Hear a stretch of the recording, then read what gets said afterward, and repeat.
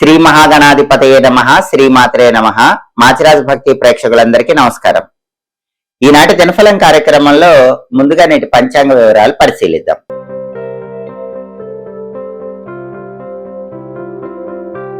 ఫిబ్రవరి 24 మంగళవారం దినఫలాన్ని పరిశీలిస్తే సప్తమి తిథి ఉదయం 7:02 వరకు ఉంది. ఆ తర్వాత అష్టమి తిథి వచ్చింది. అలాగే కృత్తికా నక్షత్రం మధ్యాహ్నం 3:06 వరకు ఉంది. ఆ తర్వాత రోహిణీ నక్షత్రం వచ్చింది. మంగళవారం కృత్తికా నక్షత్రంతో కలిసి వస్తే గదాయోగం ఉంటుంది. ఇది చెడు ఫలితాలను కలిగింపజేస్తుంది. కాబట్టి 12 రాశుల వాళ్ళు మధ్యాహ్నం 3:06 లోపు ముఖ్యమైన పని మీద బయటికి వెళ్ళినా, ముఖ్యమైన ప్రయాణాలు చేసినా గదాయోగం వల్ల చెడు ఫలితాలు ఏర్పడే సూచనలు ఉన్నాయి. ప్రయాణాల్లో ఆటంకాలు రావటం, పనుల్లో విఘ్నాలు రావటం, ఇలాంటివి జరిగే సూచనలు ఉన్నాయి. కాబట్టి మధ్యాహ్నం 3:06 లోపు పని మీద బయటికి వెళ్లే వాళ్ళు ఎవరైనా సరే బయటికి వెళ్లే ముందు బెల్లం ముక్క నోట్లో వేసుకుని వెళ్ళండి. ఆంజనేయ స్వామికి పూజ చేసిన సింధూరం బొట్టు పెట్టుకుని వెళ్ళండి. అప్పుడు గదాయోగం ఉన్న చెడు ఫలితాలు రావు, పనుల్లో ఆటంకాలు ఉండవు, కార్యసిద్ధి ఏర్పడుతుంది. మధ్యాహ్నం 3:06 తర్వాత రోహిణీ నక్షత్రం వచ్చింది. మంగళవారం రోహిణీ నక్షత్రంతో కలిసి వస్తే మాతంగ యోగం ఉంటుంది. ఇది వాహన లాభాన్ని కలిగింపజేస్తుంది.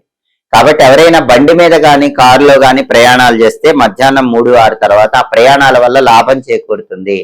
ప్రయాణాలు విజయవంతమవుతాయి, పనులు కూడా దిగ్విజయంగా పూర్తి చేసుకోవచ్చు. కాబట్టి బాగా కీలకమైన ప్రయాణాలు, బాగా ముఖ్యమైన ప్రయాణాలు అయితే మధ్యాహ్నం 3-6 తర్వాత చేసుకోండి. మంగళవారం అయినా కూడా యోగం బ్రహ్మాండంగా ఉంది, ప్రయాణాల్లో చాలా లాభం ఉంటుంది.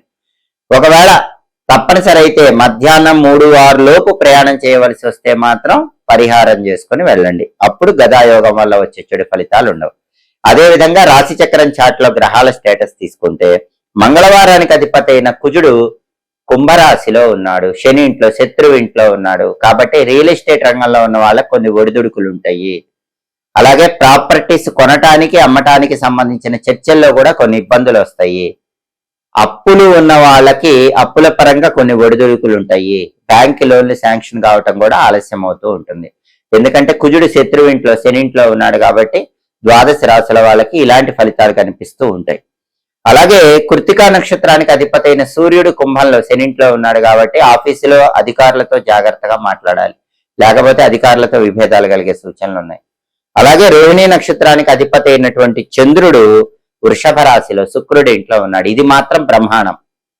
కాబట్టి లవ్ ప్రపోజల్స్ కి అనుకూలత ఉంది. ప్రేమ వ్యవహారాలు విజయవంతం చేసుకోవటానికి చంద్రుడి వృషభ క్షేత్ర స్థితి అనుకూలిస్తుంది.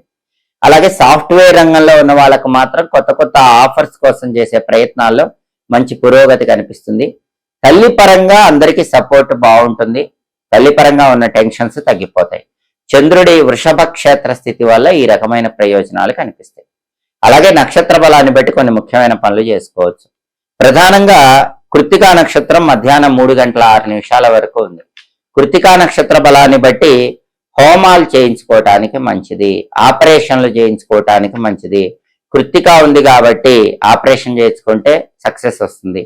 అందులోనూ మంగళవారం ఆపరేషన్లకు చాలా మంచిది. మంగళవారం కృత్తికా వచ్చిందంటే ఖచ్చితంగా ఎలాంటి కష్టమైన సర్జరీ అయినా సరే 100% విజయవంతం అవుతుంది.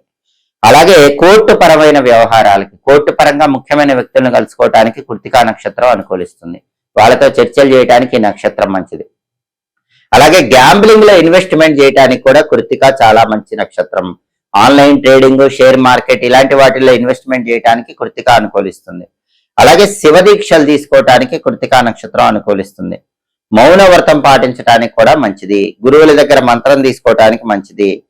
అలాగే ఇటుక బట్టీలకు నిప్పంటించడం లాంటి అగ్ని సంబంధమైన పనులు చేయడానికి కూడా కృత్తికా నక్షత్రం విశేషంగా అనుకూలిస్తుంది. మధ్యాహ్నం 3:06 వరకు కృత్తికా నక్షత్ర బలాన్ని బట్టి ఈ పనులన్నీ చేసుకోండి. మధ్యాహ్నం 3:06 తర్వాత రోహిణీ నక్షత్రం వచ్చింది. రోహిణీ నక్షత్ర బలాన్ని బట్టి కూడా కొన్ని పనులు చేసుకోవచ్చు. రోహిణీ నక్షత్ర బలాన్ని బట్టి ఎవరైనా సరే కంప్యూటర్ కోర్సుల్లో జాయిన్ అవ్వచ్చు. అలాగే ముఖ్యమైనటువంటి తీర్థయాత్రలు ప్రారంభించుకోవచ్చు, దైవ దర్శనాలు ప్రారంభించుకోవచ్చు. అలాగే గొడవలు ఉంటే గొడవలు చర్చల ద్వారా పరిష్కరించుకోవటానికి కూడా రోహిణి చాలా మంచి నక్షత్రం. కాబట్టి మధ్యాహ్నం 3-6 తర్వాత రోహిణీ నక్షత్ర బలాన్ని బట్టి ముఖ్యమైన పనులన్నీ చేసుకోవచ్చు. అలాగే ఈనాటి దినఫలం కార్యక్రమంలో ద్వాదశ రాశుల వారి రాశి ఫలితాలు ఎలా ఉన్నాయో ఇప్పుడు మనం పరిశీలిద్దాం. ముందుగా మేషరాశి. మేషరాశి వాళ్ళకి ఈరోజు మానసికంగా కొంత బాధ ఏర్పడుతూ ఉంటుంది. ఆ బాధను పక్కన పెట్టి మనోధైర్యంతో ముందడుగు వేసే ప్రయత్నం చేయాలి. అలాగే ప్రతి పనిలో కూడా అద్భుతమైన లాభాలు లేకపోయినా సామాన్య లాభాలు ఉంటాయి. ఎంతో కొంత ధనపరంగా లాభాన్ని అయితే మేషరాశి వాళ్ళు ప్రతి పనిలో పొందగలుగుతారు. తదుపరి వృషభ రాశి. వృషభ రాశి వాళ్ళకి ఈరోజు వస్తువులు కొనుక్కునే యోగం ఎక్కువగా ఉంది. ఇంటికి అవసరమైనటువంటి వస్తువుల సముదాయాన్ని సమకూర్చుకోగలుగుతారు. అలాగే కుటుంబ సమస్యలు తీరిపోతాయి. కుటుంబంలో ఎలాంటి చిక్కులు చికాకులు ఉన్నా వాటన్నిటికీ చక్కటి పరిష్కార మార్గాలు కనిపించడం వల్ల కుటుంబ సమస్యల నుంచి వృషభ రాశి వాళ్ళు ఈ రోజు చాలా సులభంగా బయటపడగలుగుతారు. తదుపరి మిథున రాశి. మిథున రాశి వాళ్ళకి ఈరోజు కుటుంబ కలహాలు ఏర్పడే సూచనలు ఉన్నాయి. తస్మాత్ జాగ్రత్త. అంటే కుటుంబ సభ్యులతో మాట్లాడేటప్పుడు, వాళ్ళతో వ్యవహరించేటప్పుడు గొడవలు రాకుండా సమయస్ఫూర్తితో మాట్లాడండి.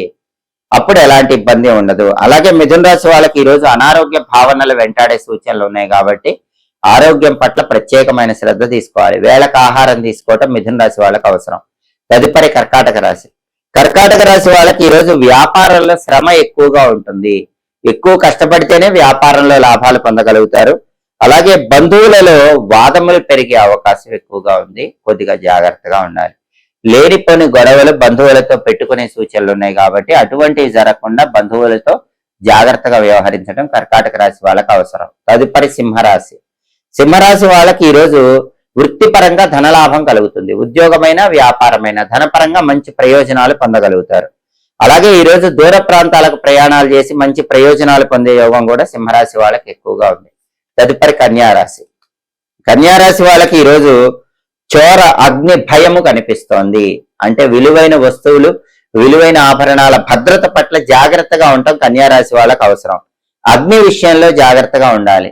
అగ్ని ప్రమాదం జరగకుండా ప్రత్యేకంగా అప్రమత్తంగా ఈరోజు కన్యారాశి వాళ్ళు ఉండాలి. గ్యాస్ స్టవ్లు వెలిగించేటప్పుడు కన్యారాశి ఆడవాళ్ళు కొంచెం జాగ్రత్తగా ఈరోజు ఉండాలి. అలాగే రాజభయం కూడా కనిపిస్తుంది. అంటే అధికారుల వల్ల కొంచెం భయానికి లోనయ్యే సూచనలు ఉన్నాయి. అధికారుల దగ్గర జాగ్రత్తగా వ్యవహరించడం కన్యారాశి వాళ్ళకి అవసరం. అలాగే ఈరోజు తొందరపాటు చర్యల వల్ల కొన్ని తప్పులు చేసే అవకాశం కన్యారాశి వాళ్ళకు ఉంది కాబట్టి ఏ విషయంలో తొందరపడి నిర్ణయం తీసుకోవద్దు. ఏ విషయమైనా 1కి 10 సార్లు ఆలోచించి నిర్ణయాలు తీసుకుంటేనే కన్యారాశి వాళ్ళకి అనుకూల ఫలితాలు వస్తాయి. తదుపరి తులారాశి. తులారాశి వాళ్ళకి ఈరోజు విద్యార్థులకు శ్రమ ఎక్కువగా ఉంటుంది. విపరీతంగా కష్టపడి హార్డ్ వర్క్ చేసి చదువుకోవాల్సిన పరిస్థితులు విద్యార్థులకి తులారాశి వాళ్ళకి ఈరోజు ఉంటాయి. అయినప్పటికీ 100% రిజల్ట్ మాత్రం చాలా బాగుంటుంది. అలాగే తులారాశి వాళ్ళకి ఈరోజు ఆరోగ్యం బాగుంటుంది. అనారోగ్య సమస్యలన్నీ ఒక కొలిక్కి వస్తాయి. తదుపరి వృశ్చిక రాశి. వృశ్చిక రాశి వాళ్ళకి ఈరోజు కార్యహాని ఏర్పడుతుంది. అటువంటప్పుడు మనోధైర్యంతో ముందడుగు వేయండి. మానసికంగా చింత ఉంటుంది. అలాంటి చింతను పక్కన పెట్టండి. మనోధైర్యం పెంచుకొని ముందడుగు వేసినట్లయితే ఈరోజు వృశ్చిక రాశి వాళ్ళకి చింత, బాధ అన్నీ తొలగిపోయి చేస్తున్న పనుల్లో ఆటంకాలు వచ్చినా కూడా మళ్ళీ ఆ పనుల్లో విజయాలు పొందగలుగుతారు. విశేషమైన యోగాన్ని వృశ్చిక రాశి వాళ్ళు అందిపుచ్చుకోగలుగుతారు. తదుపరి ధనుస్సు రాశి. ధనుస్సు రాశి వాళ్ళకి ఈరోజు వృధా సంచారములు కనిపిస్తున్నాయి. అనవసరంగా ఎక్కువగా ప్రయాణాలు చేసే అవకాశం ఉంది కాబట్టి మీరు జాగ్రత్తగా మీ జర్నీస్ ప్లాన్ చేసుకోండి. వృధా ప్రయాణాలు చేయకండి. అలాగే ధనం కోసం రకరకాల మార్గాల్లో అన్వేషణ చేస్తూ ఉంటారు. ఆ అన్వేషణ అంతా కూడా చక్కటి అనుకూల ఫలితాలనే ఈ రోజు ధనుసు రాశి వాళ్ళకి కలిగింపజేస్తుంది. మీ అన్వేషణకు తగ్గట్లుగా ధనాన్ని సముపార్జన చేయగలుగుతారు. తదుపరి మకర రాశి. మకర రాశి వాళ్ళకి ఈరోజు ధార్మిక చింతన పెరుగుతుంది. సేవా కార్యక్రమాలు పెరుగుతాయి. అయితే వ్యాపారంలో మాత్రం ఈరోజు మకర రాశి వాళ్ళకి ప్రధానంగా కొద్దిపాటి ఇబ్బందులు కలిగే సూచనలు కనిపిస్తున్నాయి. ఎందుకంటే వ్యాపారంలో ఉన్న మకర రాశి వాళ్ళకి వ్యాపార పరంగా రుణాలు చేయాల్సిన పరిస్థితి వస్తుంది. అటువంటిప్పుడు పెద్ద మొత్తంలో రుణాలు చేయకుండా చిన్న మొత్తంలో రుణాలు చేస్తే ఆ రుణాల వల్ల భవిష్యత్తులో ఎలాంటి ఇబ్బందులు మకర రాశి వాళ్ళకు ఉండవు. తదుపరి కుంభరాశి. కుంభరాశి వాళ్ళకి ఈరోజు ఉద్యోగంలో ప్రమోషన్లు వచ్చే అవకాశాలు ఎక్కువగా ఉన్నాయి. కాబట్టి ప్రమోషన్ ప్రయత్నాలు బాగా అనుకూలిస్తాయి. అలాగే ఉన్నత పదవిని అలంకరణ చేసే యోగం కూడా కుంభరాశి వాళ్ళకు ఉంది. అంటే బ్రహ్మాండమైనటువంటి పదవి, హోదా, స్టేటస్ ఇలాంటివి ఎవరైనా ఆఫర్ చేయడానికి, వాటిని స్వీకరించడానికి కుంభరాశి వాళ్ళకి అవకాశం ఎక్కువగా ఉంది. తదుపరి మీనరాశి. మీనరాశి వాళ్ళకి ఈరోజు సామాన్యమైన ధనలాభం ఉంది. అద్భుతమైన ధనలాభం లేకపోయినా ఎంతో కొంత ధనపరంగా ప్రయోజనాలు పొందగలుగుతారు. అలాగే వ్యవహార విజయం చేకూరుతుంది. ఏ పని ప్రారంభించినా సరే ఆ పనుల్లో మీనరాశి వాళ్ళు భవిష్యత్తులో బ్రహ్మాండమైన విజయాలు అందిపుచ్చుకోగలుగుతారు. 12 రాశుల వాళ్ళు అనుకున్న పనులు అనుకున్నట్లు దిగ్విజయంగా పూర్తి కావాలంటే ఈ రోజు మంగళవారం కాబట్టి సుబ్రహ్మణ్య స్వామికి సంబంధించిన ఓం పిసితాస ప్రభంజనాయ నమః అనే మంత్రాన్ని 21 సార్లు లేదా 11 సార్లు చదువుకొని పని మీద బయటకు వెళ్ళండి. ఓం పిసితాస ప్రభంజనాయ నమః ఈ మంత్రం చదువుకుని వెళితే సుబ్రహ్మణ్య స్వామి అనుగ్రహం వల్ల కార్యసిద్ధి ఏర్పడుతుంది. విద్యా, ఉద్యోగ, వ్యాపార రంగాల్లో వృత్తిపరంగా ద్వాదశ రాశుల వాళ్ళు అద్భుతమైన విజయాలు అందిపుచ్చుకోవచ్చు. అలాగే మంగళవారం కాబట్టి ఉదయం 6 నుంచి 7 మధ్యలో, మధ్యాహ్నం 1 నుంచి 2 మధ్యలో, రాత్రి 8 నుంచి 9 మధ్యలో కుజహోర ఉంటుంది. కుజహోర ఉన్న సమయంలో అప్పులు తీరిస్తే చాలా మంచిది. మళ్ళీ అప్పులు చేయాల్సిన అవసరం రాదు. ఎలక్ట్రికల్ వస్తువులు కొనుగోలు చేయడానికి కుజహోర మంచిది. ఎలక్ట్రికల్ పనులు చేసుకోవడానికి కూడా కుజహోర మంచిది. సర్జరీలు చేయటానికి, చేయించుకోవటానికి కూడా కుజహోర చాలా మంచిది. హోరాకాలాన్ని బట్టి ఈ పనులు చేసుకోండి. సమస్త శుభ ఫలితాలను సిద్ధింపజేసుకోండి. ఇవి ఈనాటి దినఫలం కార్యక్రమంలో ముఖ్యమైన అంశాలు. మళ్ళీ తదుపరి దినఫలం కార్యక్రమంలో తిరిగి కలుసుకుందాం. ప్రతిరోజు ద్వాదశ రాశుల వాళ్ళు రాశి ఫలితాలు తెలుసుకోవాలనుకుంటున్నారా? అలాగే నక్షత్రాన్ని బట్టి ఎలాంటి పనులు నిర్వహిస్తే అద్భుత ఫలితాలు కలుగుతాయో తెలుసుకోవాలనుకుంటున్నారా? అలాగే యోగాన్ని బట్టి ప్రయాణాలు చేయవచ్చో చేయరాదో, ఒకవేళ తప్పనిసరి ప్రయాణాలు చేయవలసి వస్తే ఎటువంటి పరిహారం చేసుకుని ప్రయాణం చేయాలో తెలుసుకోవాలనుకుంటున్నారా? హోరాకాలం బట్టి పాటించాల్సిన విధి విధానాలు ఏంటో తెలుసుకోవాలనుకుంటున్నారా?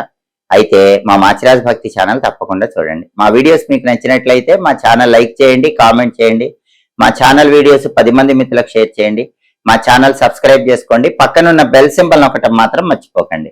సర్వే జనాః సుఖినో భవంతు. స్వస్తి.